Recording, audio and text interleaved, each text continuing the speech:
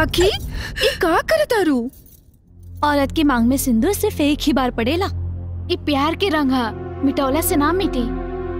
What rubbish are you people talking? अरे राखी बिटिया जाती है। ये शंकर जल्दी छो छो छो छो छो छो। अब जे करे के बा माई हम ही करब। हद हो गई यार, जेकरा के देखा एक के बात समझावे में लागल बा। एक चुटकी सिंदूर के कीमत का होला। Just chill baby, just chill now. एक काम कर, तू ना हाई ठंडा पिया, दिमाग ठंडा हो जाई। और ठंडा पी के सिंदूर के पोंछ डाला। एक चुटकी सिंदूर के हूँ मांग में डाल दी तो का ब्याह हो गई बिना पंडित के। हाँ अब सर दुखता। अरे चिंता जिन करा, छोट मोट सर दर्द तो ऐसे ही होता रहेगा, सब ठीक हो जाए।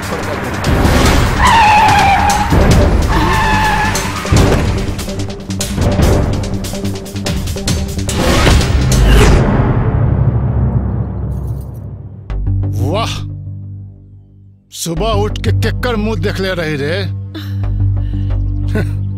जो सवेरे सवेरे साक्षात देवी के दर्शन हो गई। ए विधायक, विधायक जी बहुत जरूरी काम से आइल बानी है जा।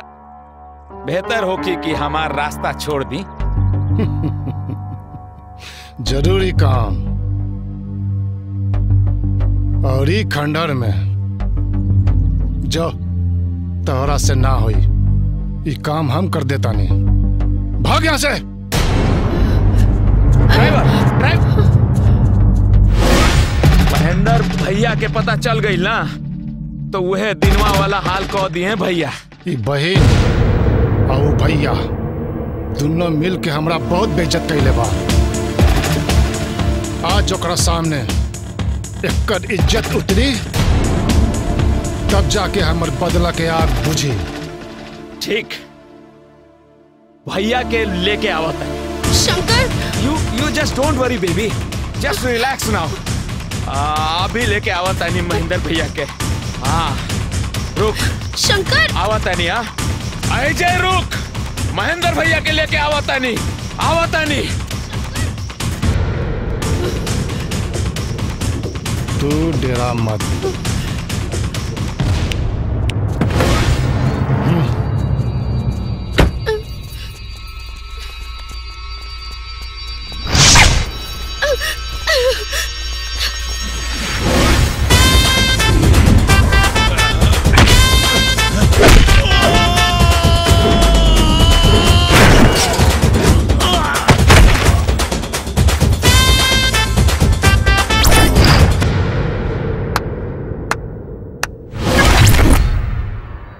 अच्छा लागल, बहुत अच्छा लागल तोहर दिलेरी।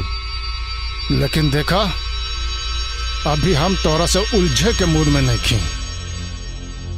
ये हमर और महेंद्र के बीच के बात बा। शायद तोरा के पता नहीं खे कि महेंद्र के बहन के साथ साथ हमार मेहरारू बिया। महेंद्र के बहन के केहू छू सकेला, लेकिन हमरा मेहरारू के छुअल तो दूर, ओकरा बारे में बदनीयती से सोचे वाला के भी हम ऊ हाल करब कि फिर ऊ कुछ सोचे समझे के लायक ना रही। जवन देखले हा ऊ तो खाली झांकी बा, असली तमाशा तो अभी बाकी बा।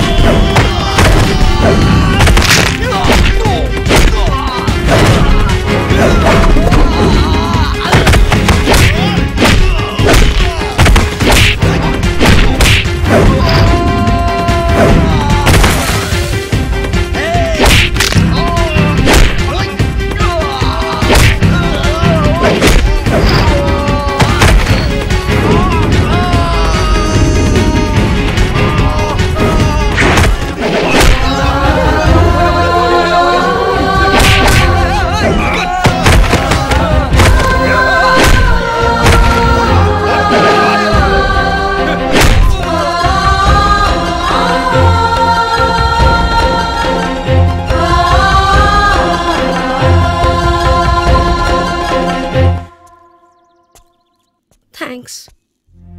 थैंक्स के कोनो जरूरत नहीं के। पत्नी की रक्षा कईल पति के धर्म होला। तो हमरा के अपन पति माना या ना माना, हम तोरा के अपन पत्नी बना चुकल बानी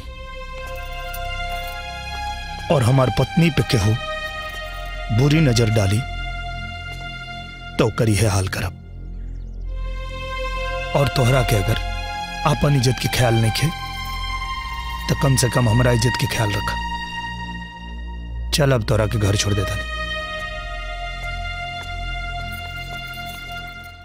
भैया भैया अब बहुत गड़बड़ हो गई भैया। वो विधायक प्रताप सिंह हमरा सामने से राखी के उठा के लेके गई बा। गधा, तोरा सामने से राखी के उठा के ले गई और तू यहाँ सूचना देवे आइल बड़े।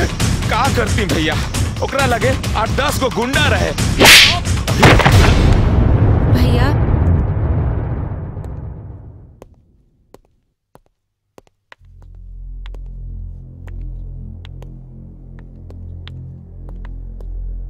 भैया हमके कुछ हो गइल बा। कहाँ हो गई? तो के खरोच देवे वाला के टुकड़ा टुकड़ा कर दे, बता देता है। ना भैया, उस सब के कोनो जरूरत नहीं है। आज जब ऊ घड़ी में हमके केहू आपन के जरूरत रहे तो ऊ हमार साथ देलस, जेके हम पराया समझत रहनी, जेकर नाम के सिंदूर हम मिटावल चाहत रहनी। आज उहे हमार अस्तित्व मिटवला से बचा देलस। भैया हमके प्यार हो गइल बा भैया।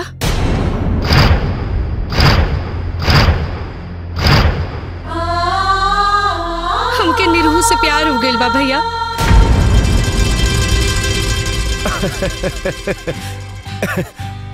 कोनो बात नहीं पगली, तोर खुशी में हमार खुशी है। और वैसे भी बहन बेटी का हाथ वही के हाथ में दिहल जाला जौन हाथ बाप भाई से मजबूत हो गए। थैंक यू भैया, थैंक यू सो मच। लेकिन भैया हम आपसे दूर न रह पाए। पगली हमरो तो वही हाल है।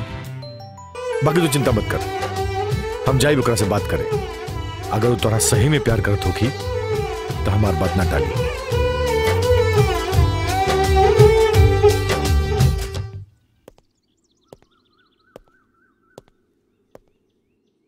का भाई अब काहे बोलो? तालाक के पेपर पे दस्तखत चाहिए का? ना, प्यार के पेपर पे दस्तखत चाहिए। अरे इतना जल्दी इतना परिवर्तन? बोला कहाँ करे के बाद? दिल पर, काहे कि दिल पे अब बस तोहरे राज बा। वाह, लागत सही नक्षत्र में बियाह भइल बा।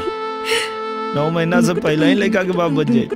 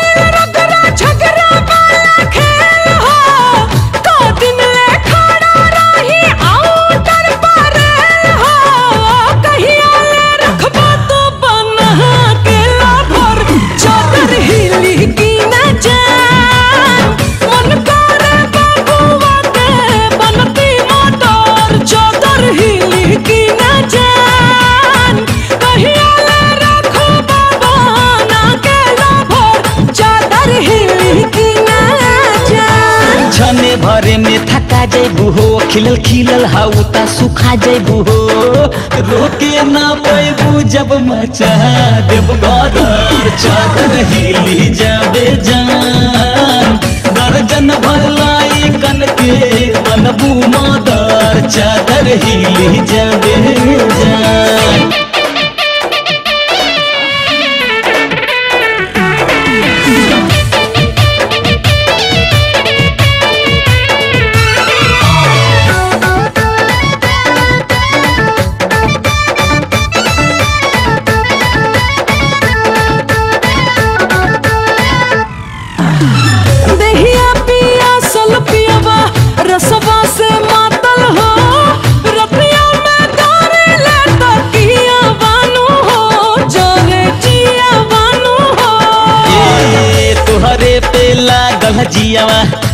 भइल बा पागल हो हमहू जारिले जैसे दियावानू हो जा रे हियावानू हो।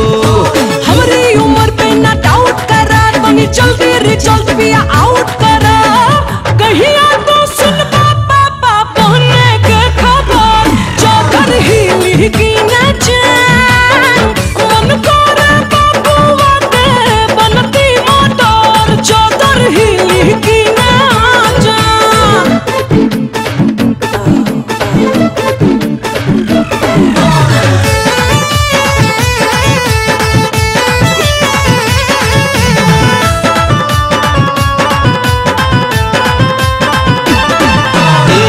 हमरो बामनवा धनिया होखे मिलना हो बन जाई जहिया सगुनावानू हो आई मुनावानू हो। कोरवा उठाई बसैया होरिला खेलाइब हो तू बजाई हो झूना झूना वानू हो खेली मुना वानू हो। हमरो भी मान बेईमान भइल बा दहिया ई जेठ के सिवान भइल बा से जिया पे सावन बरसी हदर हदर चादर हिली जाबे जा कहिया ले रखबा तो बना के भर चादर हिली की